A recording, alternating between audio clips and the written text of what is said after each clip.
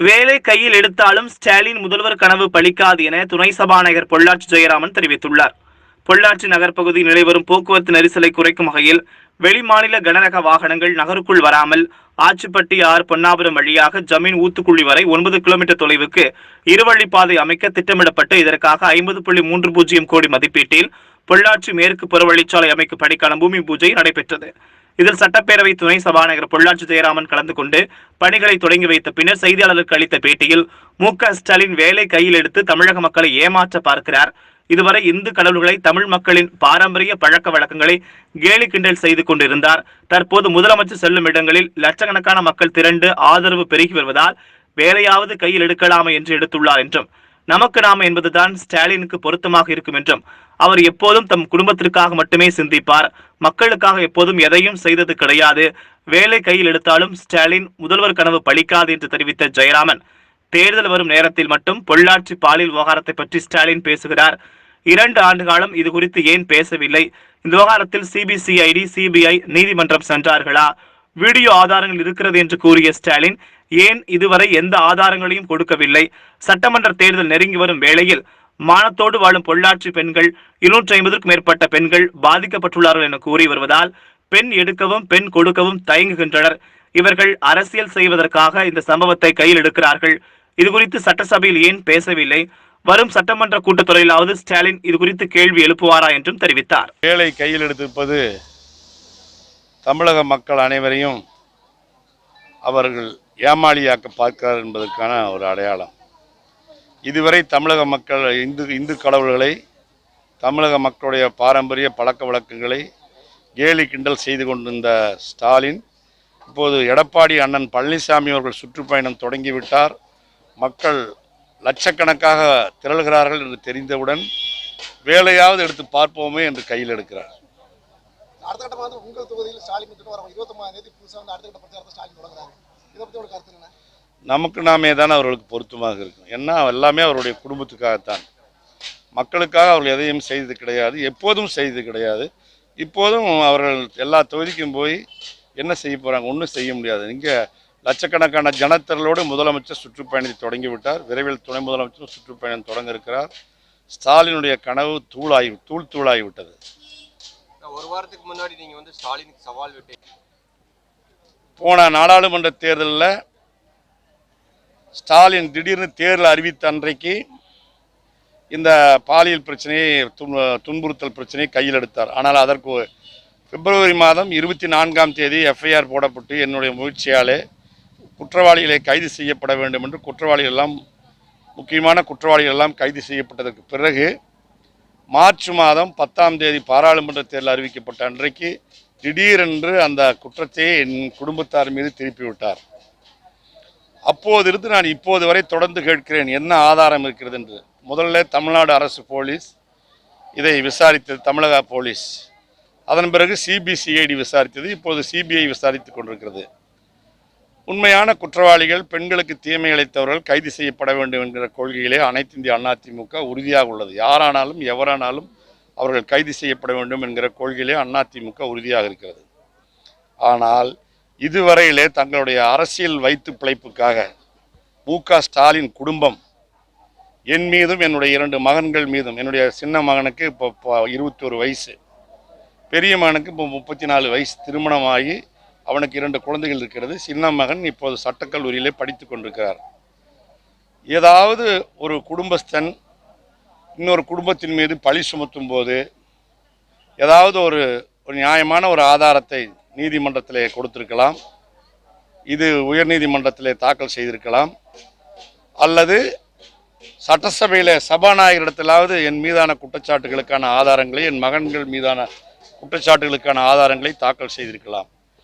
இன்னும் சுருக்கமாக சொல்லப்போனால் முதலாக நாடாளுமன்ற தேர்தல் பரப்புரையிலே மதுரையிலே அவரிடத்திலேயே வீடியோ ஆதாரம் என்னிடத்திலே இருக்கிறது, துணை சபாநாயகர் மகன்களுக்கு இதில் சம்பந்தம் இருக்கிறது என்பதற்கான வீடியோ ஆதாரம் என்னிடத்திலே இருக்கிறது என்று சொன்னாரே, இதுவரை அந்த வீடியோ ஆதாரத்தை ஏன் தராமல் அவர் பதுக்கி வைத்துக் கொண்டிருக்கிறார்? இல்லை எப்போதாவது அதை தருவதற்கான உத்தரவாதமாக அவரிடத்தில் இருக்கிறதா? ஒரு வார காலத்திற்கு முன் 10 நாட்களுக்கு முன்னால் பொள்ளாச்சியிலே திமுகவினுடைய கட்சியை சேர்ந்த கருணாநிதி அவர்களுடைய குடும்பத்தை சேர்ந்த கனிமொழி அவர்கள் வந்து பெண்களுக்கு பொள்ளாச்சியிலே பெரிய கொடுமை நடக்கிறது என்று சொல்லிவிட்டு போயிருக்கிறார். இதுக்கு முன்னாடி எப்போ வந்தார்? 2 வருஷத்துக்கு முன்னாடி தான் அந்த அம்மா வந்து பொள்ளாச்சியில் பாலியல் கொடுமைகளை பற்றியெல்லாம் பேசிட்டு போனாங்க. 250க்கு மேற்பட்ட பெண்கள் சீரழிக்கப்பட்டிருக்காருன்றத சொல்லி போட்டு போனாங்க. அதுக்கப்புறம் இந்த 2 வருஷமாக அவங்க என்ன பண்ணுறாங்க? இந்த 2 ஆண்டு காலத்தில் அதற்காக ஏதாவது நீதிமன்றத்தை நாடினார்களா, அல்லது சிபிஐக்கு போனாங்களா, சிபிசிஐடிக்கு போனாங்களா, எங்கேயாவது போய் ஏதாவது ஒரு ஆதாரத்தை கொடுத்து பெண்களுக்கான பாதுகாப்பை தேடி கொடுத்தார்களா? ஆனால் இப்போ மறுபடியும் சட்டமன்ற தேர்தல் வருதுன்ற உடனே திடீரென்று பொள்ளாச்சி பெண்கள் மீது இவர்களுக்கு என்ன அக்கறை? இவர்கள் மொத்தத்திலே பொள்ளாச்சி மக்கள் மானத்தோடு வாழக்கூடியவர்கள், உழைத்து வாழக்கூடியவர்கள், கடினமான விவசாயிகள். அப்படிப்பட்ட மக்களை 250 பெண்களுக்கு மேல் சீரழிக்கப்பட்டிருக்கார் என்று பொத்தான் பொதுவாக இவர்கள் சொல்லுகிற குற்றச்சாட்டு என்பது, பொள்ளாச்சிக்கு வெளியூர்லேருந்து யாராவது பொண்ணு பார்க்க வந்து பொண்ணு பேசி முடிக்கும் போது இந்த எண்ணம் வருமா வராதா? இவர்கள் அரசியல் வைத்து பிழைப்புக்காக, இவர்களுக்கு வேறு தொழிலே கிடையாது. இப்போ நான் இருக்கிறேன் என்றால் ஒரு முழு நேர விவசாயி, ஒரு வியாபாரி, தொழில் ஸ்தாபனம் வைத்திருக்கிறேன். இவர்களுக்கு எதுவுமே கிடையாது. ஊரான் வயிற்றிலே ஊரானுடைய உழைப்பை சுரண்டி வாழ்கிற இவர்கள் ஏதாவது ஒரு சிறு ஆதாரத்தை இந்த 2 வருஷமாக என்ன பண்ணாங்க? சட்டசபையில் இவர் ஏன் பேசலை? நானும் எதிர்த்து அப்படி தானே உட்காந்துருக்கேன். பேசி என் மேலே குற்றச்சாட்டு இருக்குது, பழிபாவம் இருக்குது, இவர் எப்படி துணை சபாநாயகர் இருக்கலான்னு கேட்கலாமில்ல? இல்லை குறைஞ்சபட்சம் இப்போ வரப்போகிற சட்டமன்ற கூட்டத்தொடர்லையாவது அவர் கேட்பாரா? சபாநாயகரத்தில் கேட்டால் டங்குவார் அத்து போடுவேன். ஏன்னா எந்த விதமான ஆதாரமும் கிடையாது. சும்மா போலித்தனமான பிழைப்புக்காக மு.க. ஸ்டாலின் செய்து கொண்டிருக்கிற கபட நாடகம்.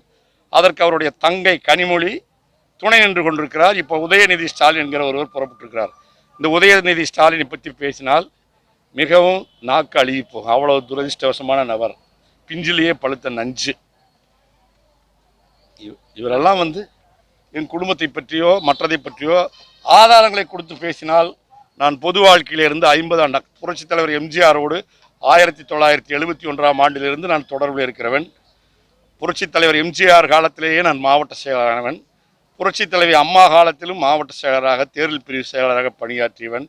இப்போது அண்ணன் எடப்பாடியார் பன்னீர்செல்வம் அவர்களோடும் சேர்ந்து 3 தலைமுறை தலைவர்களோடு நான் பொது வாழ்க்கையில் ஈடுபட்டிருக்கிற ஒரு சாதாரண எளிய விவசாயி நான். என் மீது இவ்வளவு பெரிய பழிகளை சுமத்துவதற்கு இவர்கள் மனசாட்சி எப்படி ஒத்து வருகிறது?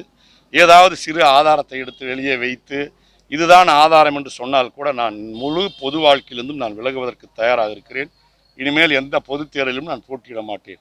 நான் ஸ்டாலின் அவர்களை கேட்டுக்கொள்வது, உங்களுக்கு கொஞ்சமாவது சுரணை இருந்தால் இதை பற்றி ஏதாவது சிறு ஆதாரத்தை நீங்கள் எடுத்து கொடுத்து விட்டு தான் இனிமேல் இதை பற்றி பேச வேண்டும்.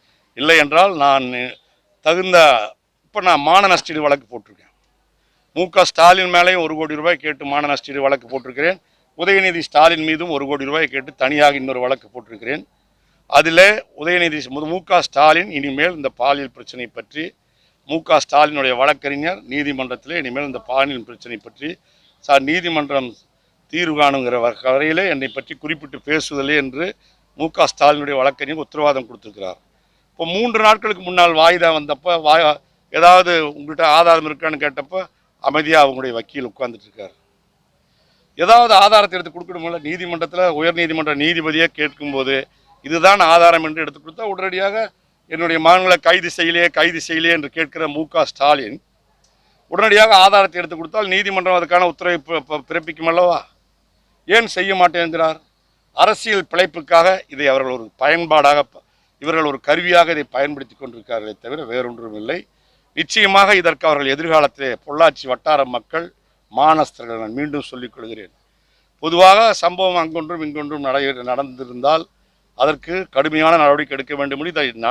இந்த வழக்கை முதன்முறையாக அந்த பாதிக்கப்பட்ட பெண்ணை அழைத்து புகார் கொடுக்க சொன்னதே நான் தான் என்பதற்கு அந்த பெண்ணே வந்து அதாவது கடிதம் மூலமாகவும் மாவட்ட ஆட்சித்தலைவருக்கு கொடுத்துருக்குறாங்க. இந்த கடிதத்தினுடைய நகல் எங்கிட்டு இருக்கு. அந்த பொண்ணே வந்து ஒலி மூலமாக, அதாவது ஆடியோ மூலமாக எங்களுக்கு உதவி செய்தவரே பொள்ளாச்சி ஜெயராமன் தான், அவரை ஏன் வம்புக்கு இழுக்கிறீங்கன்னு சொல்லி அப்போவே இந்த பாலியல் பிரச்சனை வந்தப்பவே அவங்க வெளிப்படுத்திக்கிறாங்க. அவங்க அண்ணனும் அந்த பொண்ணுடைய சகோதரனும் இந்த வழக்கில் அவர்கள் தான் எங்களுக்கு உதவி செய்தார்கள், எல்லா வகையான உதவியும் செய்தார்கள் என்று இந்த பொண்ணுடைய சகோதரனும் நேரடியாகவே தொலைக்காட்சிகளுக்கு பேட்டி கொடுத்தார். இவ்வளவும் இருக்கும் பொழுது இன்னும் தைரியமாக புகார் புகார் புகார் என்று சொன்ன என்ன புகார், என்ன நீதி, எது தர்மம்? ஆதாரத்தை கொடுத்து விட்டு சொன்னால் நான் தலை வணங்குகிறேன் என்று சொன்னதற்கு பிறகும் 11 அவர் நம்ம இப்போ திமுக ஒரு முக்கியமான தலைவரை விட்டு நான் கேள்வி எழுப்பின மறுநாள் பேர் என்னங்க ஆர்எஸ் பாரதியை வைத்து நானாக என்னை உட்படுத்தி கொண்டு இந்த வழக்கில் இருந்து நிரபராதி என்று காத்தி கொண்டு வெளிவர வேண்டும் என்று சொல்கிறார். அப்படியானால் அண்ணா நகர் ரமேஷ் கொலை வழக்கிலிருந்து இவர் தன்னை தானாக உட்படுத்தி கொண்டு வெளியே வந்து விட்டாரா, அல்லது பனிமலர் என்கிற ஒரு பெண் திமுகவை சேர்ந்த பெண் அகால மரணமடைந்த வழக்கிலே இவர் தன்னை தானாக உட்படுத்தி கொண்டு வெளிப்படுத்தி வந்து விட்டாரா, அல்லது இந்த 2G ஸ்பெக்ட்ரம் ஊழலிலே சாகித் பாவ்லா என்பவர் இவரை 2 முறை சந்தித்து விட்டு சென்றிருக்கிறார் என்றதற்கான ஆதாரங்களை வெளிப்படுத்திய பொழுது சாதிக் பாஷா தற்கொலை நடந்தது. அது தற்கொலையா கொலையா என்று தெரியாமல் மக்கள் கேட்டுக்கொண்டிருக்கிறார்களே. இதற்காக அவர் ஏதாவது தானாக தன்னை உட்படுத்தி கொண்டு நீதிமன்றத்திலே போய் தன்னை உட்படுத்தி கொண்டு என்னை விசாரியுங்கள் என்று அதற்காக ஏதாவது தானாக தன்னை இந்த ஆர்எஸ் பாரதி சொன்ன அந்த வரிகளை நான் நினைவுபடுத்த விரும்புகிறேன். நானே என்னுடைய உட்படுத்திக் கொள்ள வேண்டும். இது எனக்கு புரியல. எனக்கு இதுக்கு சம்பந்தமே இல்லைங்கும் போது நான் இதுக்கு சம்பந்தம் இருப்பதாக பல வழக்குகளில் ஸ்டாலினை பற்றி சொல்கிறார்கள். அவர் தன்னை உட்படுத்தி கொண்டதிலிருந்து தான் வெளிவர வேண்டும் என்பது என்னுடைய வேண்டுகோள்.